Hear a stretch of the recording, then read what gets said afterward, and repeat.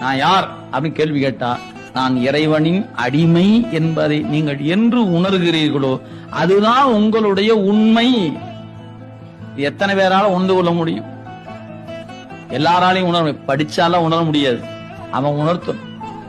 படிக்காதவனுக்கும் உணர்த்துவான், படிச்சவனுக்கு உணர்த்தாமையே விட்டு விட்டாலும் விட்டுடுவான். ஏன்? அதனால கற்றாரை யான் வேண்டேன். படிச்சு போட்டு உணராம இருக்கவனும் இருப்பாயா, அந்த ஆள நமக்கு வேண்டாம் அப்படின்ட்டாரு. கற்றாவின் மனம் போல கசிந்துருக வேண்டுவர், உணர்த்தில் உணர்வேன். அவர் உணர்த்தணும், அது அவன்தான் உணர்த்தும். யாரும் இங்க சிபாரிசு செய்ய இயலாது. ஐயா ரொம்ப நல்லவருங்க, ரொம்ப எனக்கு ரொம்ப வேண்டப்பட்டவர், கொஞ்சம் உணர்த்துங்களேன் சாமி அப்படின்னு நம்ம ஒரு சிபாரிசு கடிதம் கொடுத்தா செல்லுமா என்று கேட்டா, செல்லாது தம்பி, செல்லாது. ஏன்? அந்தந்த உயிர் செய்த பாவ புண்ணியத்து கேட்பத்தான் உணர்த்துவான். நீங்க புண்ணியத்தை செய்து கொண்டே இருந்தால் ஒரு நாள் உணர்த்துவான். நீங்க புண்ணியத்தின் பக்கமே போதும் வச்சுக்கணும், ஒருபோதும் உணர்த்த மாட்டேன்.